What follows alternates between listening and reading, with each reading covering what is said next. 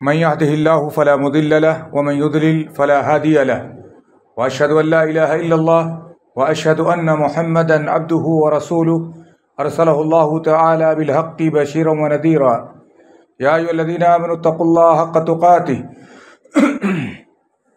ولا تموتن إلا وأنتم مسلمون يا أيها الناس اتقوا ربكم الذي خلقكم من نفس واحدة وخلق منها زوجها وبث منهما رجالا كثيرا ونساء واتقوا الله الذي تساءلون به والأرحام إن الله كان عليكم رقيبا يا أيها الذين آمنوا اتقوا الله وقولوا قولا سديدا يصلح لكم أعمالكم ويغفر لكم ذنوبكم ومن يطع الله ورسوله فقد فاز فوزا عظيما أما بعد فإن خير الحديث كتاب الله وخير الهدي هدي محمد صلى الله عليه وسلم وشر الأمور محدثاتها وكل محدثة بدعة وكل بدعة ضلالة وكل ضلالة في النار أعوذ بالله السميع العليم من الشيطان الرجيم بسم الله الرحمن الرحيم إن عدة الشهور عند الله 12 شهرا في كتاب الله يوم خلق السماوات والأرض منها 4 حرم فلا تظلموا فيهن أنفسكم وعن أبي هريرة رضي الله تعالى عنه قال رسول الله صلى الله عليه وسلم أفضل الصيام بعد شهر رمضان شهر الله المحرم وأفضل الصلاة بعد الفريضة صلاة الليل رواه مسلم رب اشرح لي صدري ويسر لي أمري واحلل عقدة من لساني يفقهوا قولي رب زدني علما۔ تمام قسم کی تعریف، توصیف، کبریائی اور بڑائی عظمت و جلال کا مستحق اللہ وحدہ لا شریک ہے جو ہم سب کا، ساری کائنات کا تنہا خالق و مالک ہے۔ درود و سلام و جملہ انبیاء کرام پر، خصوصاً سید الاولین والآخرین امام الانبیاء والاتقیاء سید المرسلین خاتم النبیین جناب محمد رسول اللہ صلی اللہ علیہ وسلم پر اور آپ کے آل و اصحاب پر۔ محترم حاضرین، آج اس جمعہ کے خطبے میں انشاءاللہ العزیز محرم الحرام کی شرعی حیثیت کیا ہے، دلیلوں سے آپ کے سامنے انشاءاللہ پیش کروں گا۔ محرم الحرام اور اسلامی سال کا مہینہ کس بنیاد پر سنہ ہجرہ سے شروع کیا جاتا ہے اس کے بارے میں تھوڑی سی گفتگو ہوگی، اور اس مہینے میں اہل بدعت، اہل خرافات کس طرح، کن بنیادوں پر وہ بدعات اور خرافات کا زور لگاتے ہیں، اس کا بازار گرم کرتے ہیں، اور اس کی شرعی حیثیت کیا ہے، انشاءاللہ اس پر بھی چند منٹ گفتگو ہوگی۔ سب سے پہلے میں جان لیں، میں نے آپ کے سامنے سورہ توبہ کی ایک آیت پڑھی ہے جس میں اللہ رب العزت نے ارشاد فرمایا ہے ان عدت الشہور عند اللہ 12 شہرا فی کتاب اللہ، بے شک مہینوں کی تعداد اللہ کی کتاب میں، لوح محفوظ میں، یوم خلق السماوات والارض، جس دن سے اللہ نے زمین اور آسمان کی تخلیق کی، دن اور رات کا وجود بخشا، اس دن سے اللہ رب العزت نے مہینوں کی تعداد 12 رکھی۔ منہا 4 حرم، ان 12 مہینوں میں 4 مہینے حرمت کے ہیں، عظمت کے مہینے۔ فلا تظلموا فیہن انفسکم، اللہ نے ان 4 مہینوں کے بارے میں کہا کہ تم ان 4 مہینوں میں خصوصاً اپنے اوپر ظلم مت کیا کرو۔ یہ 4 مہینے ہیں کون؟ صحیح بخاری اور صحیح مسلم کی روایت ہے، راوی حدیث ابو بکرہ رضی اللہ تعالیٰ عنہ ہیں، ارشاد فرماتے ہیں کہ نبی اکرم صلی اللہ علیہ وسلم نے ارشاد فرمایا ان الزمان استدار کہیئتہ یوم خلق اللہ السماوات والارض، زمانہ گھوم پھر کر کے اپنی اسی حالت پر آ پہنچا ہے جس دن اللہ رب العزت نے آسمان و زمین کی تخلیق کی تھی۔ الشہر 12 شہرا، مہینے 12 ہیں، منہا 4 حرم، اللہ کے نبی صلی اللہ علیہ وسلم نے ارشاد فرمایا اس میں 4 مہینے حرمت کے ہیں، 3 متوالیات، 3 مہینے پے در پہ ہیں، ذوالقعدہ و ذوالحجہ و محرم، ذوالقعدہ کے حصہ، ذوالحجہ کا اور محرم کا، اور 4تھے مہینے کے بارے میں آپ نے کہا ورجب مضر، اور مضر کا مہینہ، مضر کا رجب کا جو مہینہ ہے وہ مہینہ جو مضر کی طرف منسوب کیا جاتا تھا، اس کو مضر کی طرف کیوں منسوب کیا گیا؟ مضر قبیلہ ہے جو حجاز میں مشرق کی طرف آباد تھا، اس کو جو ہے رجب مضر کیوں کہا نبی کرم صلی اللہ علیہ وسلم نے؟ اصل میں عربوں کی ایک عادت تھی کہ وہ ان 4 حرمت والے مہینوں کی تعظیم کیا کرتے تھے، کیونکہ وہ دین ابراہیم پر اپنے آپ کو کہتے تھے، لیکن ان کی تعداد میں یا ان کی ترتیب میں منمانی کیا کرتے تھے۔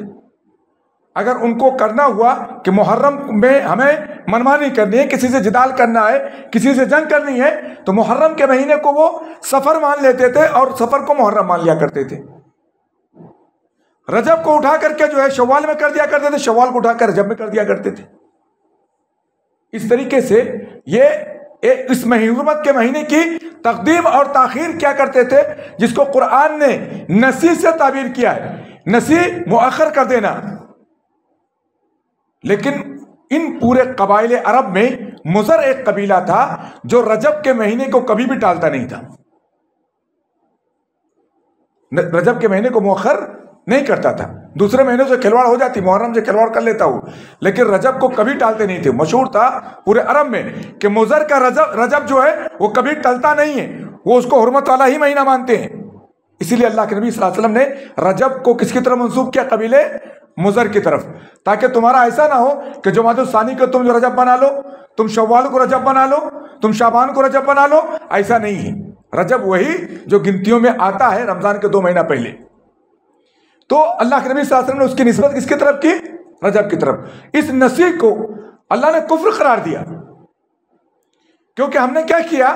حرمت کے وہ مہینے جو رب نے بیان کیے ہیں بالترتیب 3 مہینے، یا اگر کیا بولتے مہینوں کی ترتیب سے دیکھا جائے، سال کی ترتیب سے پہلا مہینہ محرم، صفر گیا، ربیع الاول گیا، ربیع الثانی گیا، جمادی الاول گیا، جمادی الثانی، پھر رجب آتا ہے، بیچ میں رجب، پھر اخیر کے 2 مہینے بالترتیب ذوالحجہ اور ذوالقعدہ ذوالحجہ۔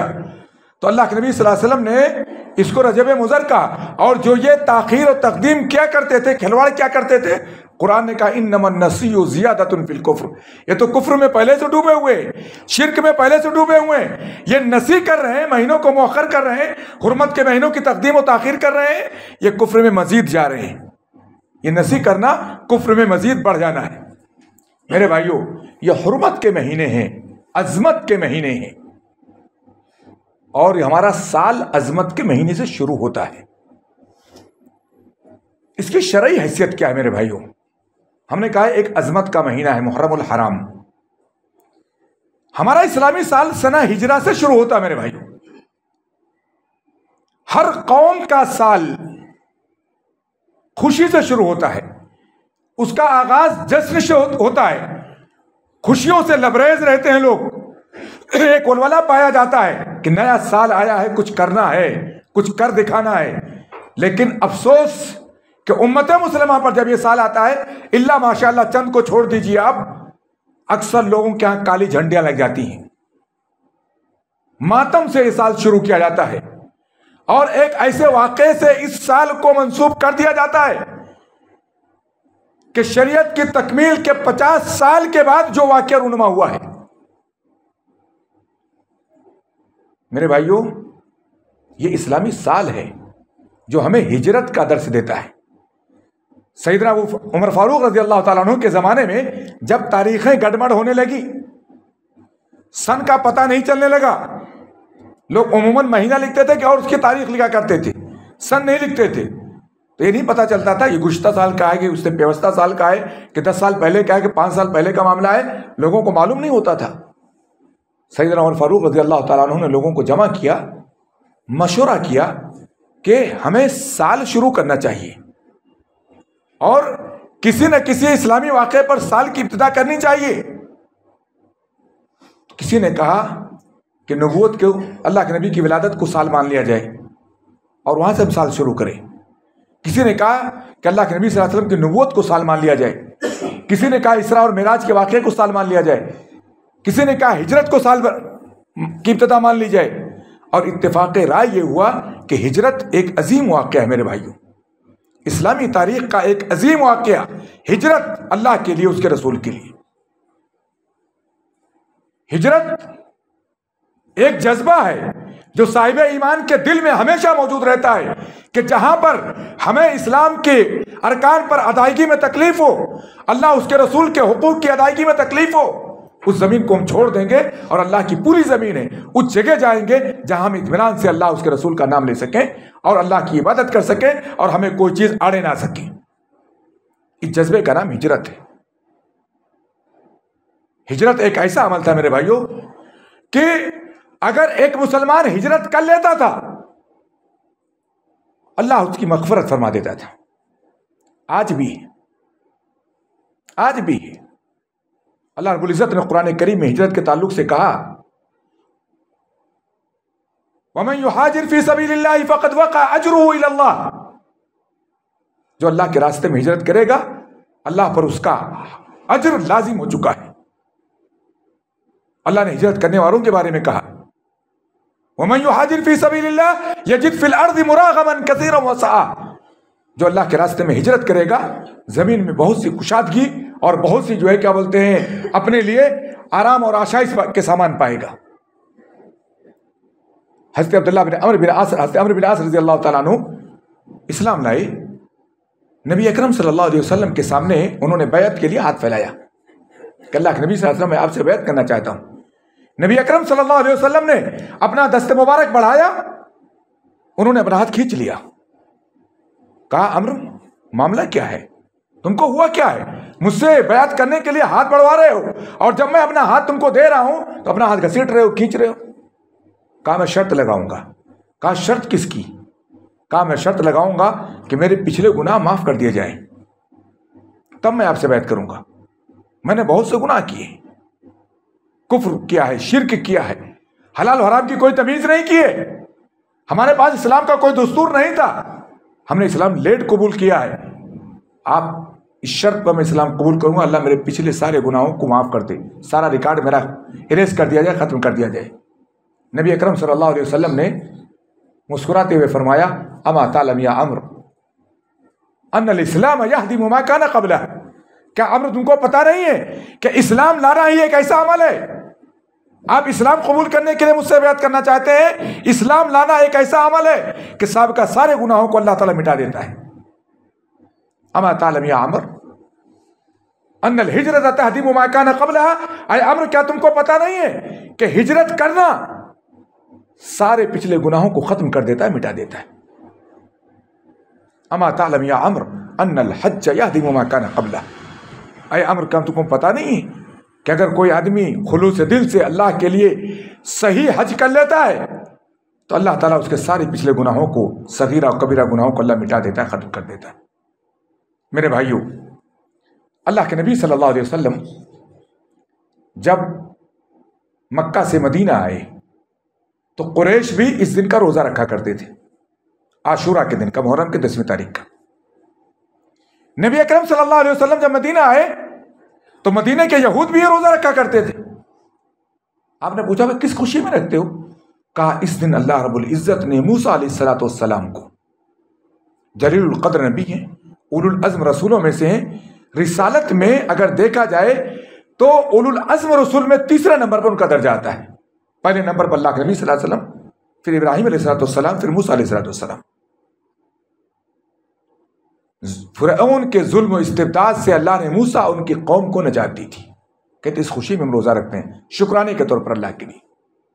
نبی اکرم صلی اللہ علیہ وسلم نے کہا نحن احق منکم بموسیٰ, موسیٰ کے حقدار تو ہم تم سے زیادہ ہیں, تم امتی ہو لیکن ہم موسیٰ کے قبیل ان کے گروہ سے ہیں, ہم نبی اور رسول ہیں. آپ نے وہ روزہ بھی رکھا, روزہ رکھنے کا آپ نے حکم دیا. بعض روایتوں میں آتا ہے کہ عاشورہ کا روزہ فرض تھا میرے بھائی. کب؟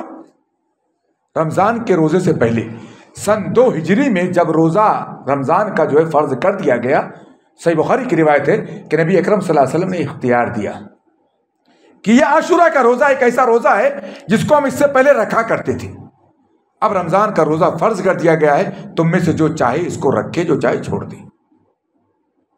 لیکن میں نے آپ کے سامنے صحیح مسلم کی ایک روایت پیش کی ہے جو صحیح مسلم کی حدیث نمبر 1163 ہے. حضرت ابو ہریرہ رضی اللہ تعالیٰ راوی حدیث ہے, ارشاد فرماتے ہیں کہ نبی اکرم صلی اللہ علیہ وسلم نے ارشاد فرمایا افضل الصیام بعد شہر رمضان شہر اللہ المحرم. سب سے بہترین روزہ رمضان کے روزے کے بعد اللہ کے مہینے محرم کا روزہ ہے. اس مہینے کی نسبت اللہ نے اپنے نبی نے اللہ کی طرف کی، اس کی عظمت کو بیان کرنے کے لیے. اور سب سے بہترین نماز میرے بھائیوں، فرض نمازوں کے ادا کرنے کے بعد قیام اللیل ہے. جب رات میں انسان اپنی نیند قربان کرے اور اپنے رب کے حضور کھڑے ہو کر کے جو توفیق ہو، 2 رکعت 4 رکعت 6 رکعت 8 رکعت 12 رکعت 14 رکعت، جتنی توفیق اس کو وہ اللہ کے لیے پڑھے. میرے بھائیوں، یہ شرعی حیثیت ہے محرم الحرام کی. ہمارے یہاں اس محرم الحرام کی شروعات ہم نے ذکر کیا کہ ایک ایسے واقعے سے منسوب کر دی جاتی ہے جو واقعہ اسلام کے مکمل ہونے کے بعد، نبی کے اس دنیا سے جانے کے بعد تقریباً آدھی صدی کے بعد رونما ہوا. وہ ہے شہادت حسین رضی اللہ تعالیٰ عنہ. شہادت حسین سن 61 ہجری میں ہوئی ہے. حضرت حسین رضی اللہ تعالیٰ عنہ آل بیت میں سے ہیں. آل بیت سے محبت ہمارے ایمان کا حصہ ہے یقیناً. حضرت حسین رضی اللہ تعالیٰ عنہ مظلوماً شہید کیے گئے ہیں. ہم اس بات کو یقین کے ساتھ مانتے ہیں. آل نبی کو قتل کرنے والے لوگ یقیناً ظالم تھے. آل رسول سے محبت ہمارا ایمان کا حصہ ہے. لیکن ہمیں سوچنا ہوگا کہ کیا اسلام کی یہ پہلی شہادت تھی؟ اسلام میں ایسا پہلا واقعہ رونما ہوا ہے؟ میرے بھائیوں، سینکڑوں شہادتیں اسلام کے جابازوں کی، نبی کے پیارے صحابہ کی، نبی کے قرائے کرام کی سینکڑوں شہادتیں واقعے کربلا سے پہلے اسلام کی تاریخ میں موجود ہیں. حضرت حمزہ رضی اللہ تعالیٰ عنہ سید الشہداء غزوہ احد میں شہید کیے گئے. شہید ہی نہیں ہوئے، مسلح کر دیا گیا، اعضا کاٹ دیے گئے، کلیجہ پھاڑ کر کے نکال لیا گیا. نبی اکرم صلی اللہ علیہ وسلم کے سب سے چہیتے چچا، سب سے قریبی چچا، سب سے زیادہ محبت کرنے والے اللہ کے نبی صلی اللہ علیہ وسلم کی اور بہت سے صحابہ کرام. اور شہادت کی تاریخ دیکھنا ہے تو ہم 50 سال کے بعد جا کر کے اس پر ماتم کیوں کریں؟ خلیفہ ثانی، اس امت کا دوسرا سب سے افضل ترین شخص سیدنا عمر فاروق رضی اللہ تعالیٰ عنہ کو شہید کیا گیا. خلیفہ ثالث سیدنا عثمان رضی اللہ تعالیٰ عنہ، جن کے بارے میں نبی اکرم صلی اللہ علیہ وسلم نے ارشاد فرمایا، جب غزوہ تبوک کے موقع پر انہوں نے 100 اونٹ میں لگام کے اللہ کے راستے میں دی، پھر بھی اللہ کے نبی صلی اللہ علیہ وسلم نے اعلان کیا مدد کی اور ضرورت ہے. پوری تھیلی سونے کی اشرفی بھر کر کے لے کے آ رہے ہیں. نبی اکرم صلی اللہ علیہ وسلم کے حضور لا کر کے پیش کر دیا. اللہ کے نبی صلی اللہ علیہ وسلم نے ان اشرفیوں کا منہ کھولا اور ان کو اڑیل دیا. سکوں کو آپ اچھالتے رہتے اور کہتے، عثمان آج کے بعد جو بھی تو عمل کرے کوئی عمل تجھے نقصان نہیں پہنچائے گا. ان کو مظلوماً ان کے گھر میں شہید کر دیا گیا. کن نے شہید کیا میرے بھائیوں؟ ہم کبھی میں نے غور کیا ہے کہ یہ عمر کے قاتل کون ہیں؟ یہ عثمان کے قاتلین کون ہیں؟ کون سا فرقہ، کون سا ٹولہ تھا جو اسلام کو تباہ کرنے پر، خلیفہ کو تباہ کرنے پر، اسلام کے شیرازے کو منتشر کرنے پر لگا ہوا تھا؟ یہی نہیں، حضرت علی رضی اللہ تعالیٰ عنہ بھی ان کے ظلم و استبداد سے بچ نہیں سکی، ان کو بھی شہید کیا گیا. آل بیت میں حضرت حسن بھی نہیں بچ سکے، ان کو بھی زہر دے کر کے شہید کیا گیا. امیر معاویہ پر حملہ کرنے والے لوگ کون تھے؟ حضرت عمرو بن عاص رضی اللہ تعالیٰ عنہ پر حملہ کرنے، اٹیک کرنے والے لوگ کون تھے؟ ایک ٹولہ تھا. یہ وہی ٹولہ تھا میرے بھائیوں جس نے 40,000 سے زائد خطوط لکھ کر کے حضرت حسین رضی اللہ تعالیٰ عنہ کو کوفہ آنے پر آمادہ کیا تھا. ہمیں پہچاننے کی ضرورت ہے ٹولہ کون تھا جس کو خلیفہ سے چڑ تھی، عمر سے چڑ تھی، عثمان سے چڑ تھی، علی سے چڑ تھی، حسن سے چڑ تھی، اور نتیجتاً آل نبی کا کوئی بھی فرد وہ باقی رکھنا نہیں چاہتا تھا. جبکہ حضرت حسین رضی اللہ تعالیٰ عنہ کو کوفہ جانے سے مدینہ کے اہل علم صحابہ نے، ان صحابہ نے جن کی تربیت نبی اکرم صلی اللہ علیہ وسلم نے کی تھی، عبداللہ بن عمر رضی اللہ تعالیٰ عنہ، حضرت عبداللہ بن عباس رضی اللہ تعالیٰ عنہ، منع کیا، حسین ان خطوط کی نیت اچھی نہیں ہے، بلانے والے آپ کا ساتھ نہیں دیں گے، کوئی بھی آپ کے ساتھ لڑنے کے لیے، آپ کی حمایت کے لیے نہیں آئے گا، نتیجہ اچھا نہیں ہوگا. لیکن وہ نکل پڑے، ان کا اپنا اجتہاد تھا.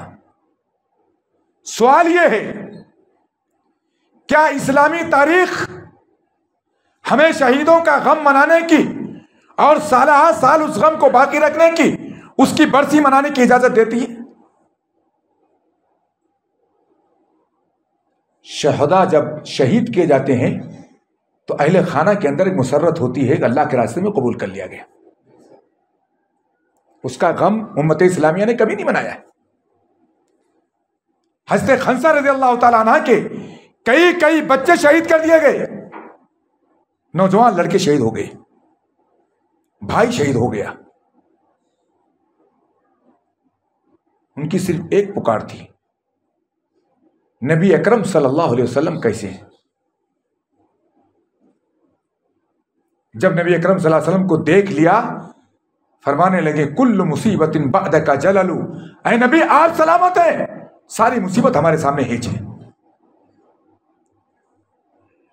ہم حضرت حسین کے بارے میں دو چیز جانتے ہیں، یا تو ظلماً انہیں قتل کیا گیا ہے، یا تو وہ اللہ کے راستے میں حق پر رہتے ہوئے شہید ہوئے ہیں. شہید ہیں تو اسلامی تاریخ کے اعتبار سے، اسلامی شریعت کے اعتبار سے غم منانے کا کوئی جواز پیدا نہیں ہوتا ہے. اگر یہ کہا جائے کہ انہیں ظلماً مارا گیا ہے، قتل کیا گیا ہے، تو شریعت نے میت کے لیے اصول واضح کیا ہے. وہ اصول اللہ کے نبی صلی اللہ علیہ وسلم نے بیان کیا ہے، لا يحل لأحد يؤمن بالله واليوم الآخر ان يحد على میت فوق ثلاث. جو بھی اللہ پر یوم آخر پر ایمان رکھتا ہے، اس کو کسی بھی میت پر 3 دن سے زیادہ سوگ منانے کی اجازت نہیں ہے. اسلامی شریعت کا اصول ہے 3 دن سے زیادہ آپ سوگ نہیں منا سکتے. الا علی زوجہ الا لامرأۃ فإنها تحط على زوجہ 4 اشہر وعشرا. مگر بیوی اپنے شوہر کی وفات پر 4 مہینہ 10 دن سوگ منائے گی. بیوی اپنی شوہر کی وفات پر 4 مہینہ 10 دن.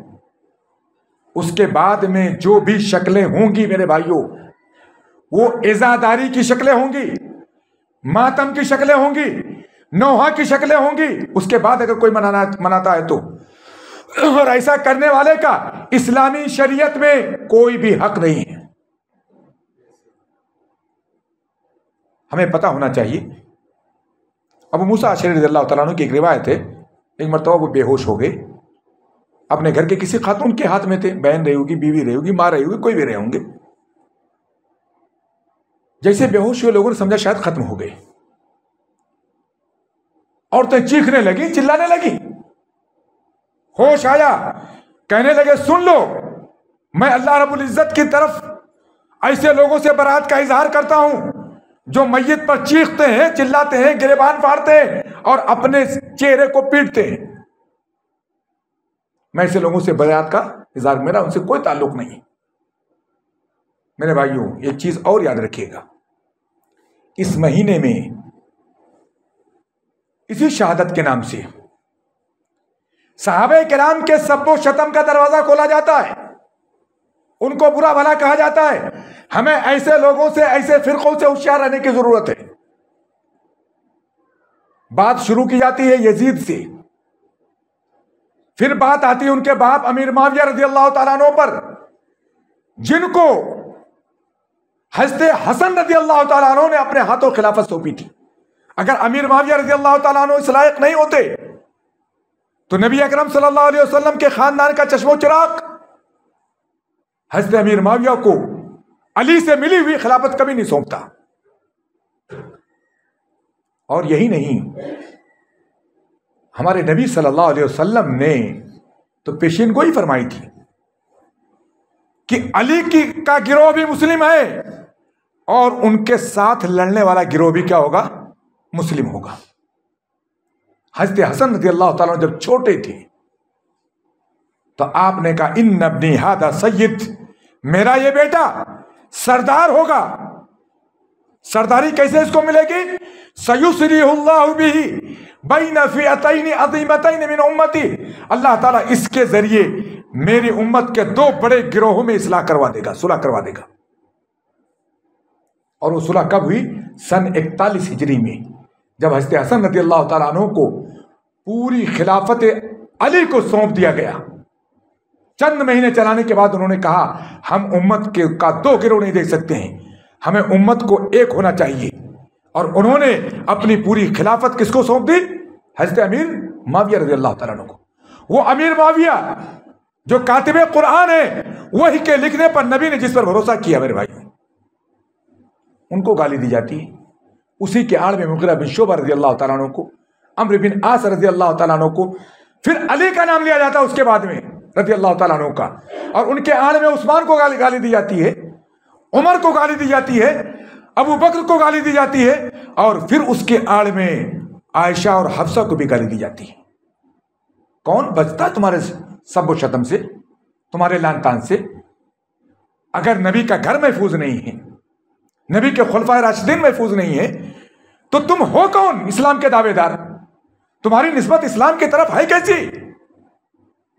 تمہارے اسلام میں کھوٹ ہے، تم اسلام کے محب نہیں ہو. اسلام آل بیت کے نام پر، شہادت حسین کے نام پر تم اصل میں نشانہ بنانا چاہتے ہو اس پورے گروہ کا جو امت کے درمیان اور نبی کے درمیان واسطہ ہے، جو اس امت کا سب سے افضل ترین گروہ ہے، جس نے ہمیں قرآن پہنچایا ہے، جس نے ہمیں نبی کی باتیں پہنچائی ہیں، جس نے ہم تک نبی کی سیرت کو منتقل کیا ہے. تم چاہتے ہو کہ ہم ان لوگوں کو متون کر دیں، ان لوگوں کو ملعون کر دیں، تاکہ قرآن پر طعن کیا جا سکے، نبی کی سیرت پر طعن کیا جا سکے، نبی کی شریعت پر طعن کیا جا سکے. جب راوی ہی نہیں رہے گا تو روایت کہاں ملے گی؟ میرے بھائیوں، سمجھنے کی ضرورت ہے.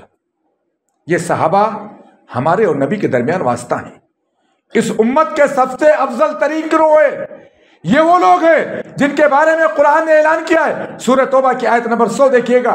لقد رضی اللہ والسابقون الاولون من المہاجرین والانصار والذین اتبعوہم بإحسان. سابقین اولین نے سب سے پہلے ایمان لانے والے لوگ، چاہے وہ مہاجر ہوں چاہے انصار ہوں، اور جنہوں نے ان کی بعد ان کی اتباع کی صحیح طریقے سے. اللہ کہتا ہے رضی اللہ عنہم ورضوا عنہ، اللہ ان سے راضی ہو گیا، وہ اللہ سے راضی ہو گئے. وَأَعَدَّ لَهُمْ جَنَّاتٍ تَجْرِي تَحْتَهَا الْأَنْهَارُ خَالِدِينَ فِيهَا أَبَدًا. اور اللہ نے ان کے لیے ایسی جنتیں تیار کر رکھی ہیں جس کے اندر ہمیشہ ہمیشہ رہیں گے. اللہ کہتا ہے یہی بڑی کامیابی ہے. میرے بھائیوں، ان صحابہ کے بارے میں ہم اہل بیت کا نام لے کر کے سب کو شتم کریں، قطعاً زیب نہیں دیتا ہے. اسلام ایک اصول ہمیں اور سکھاتا ہے. اگر کسی سے کوئی غلطی ہوئی ہے، کسی سے کوئی معاملہ ہوا ہے، اس معاملے کے ہم ذمہ دار نہیں ہیں. اس پر لعنت کرنا ہمارے لیے واجب نہیں ہے. وہ اپنا معاملہ جانے، ہم اپنا معاملہ جانے. 1.5 صدی پہلے اگر باتفاق کسی سے کوئی غلطی ہو بھی گئی ہو بتقاضۂ بشریت، کیا ہم اس کے ذمہ دار ہیں کہ ہم اس پر لعن طعن کریں؟ اللہ نے معاف کر دیا ہوگا، اس نے اللہ سے استغفار کیا ہوگا.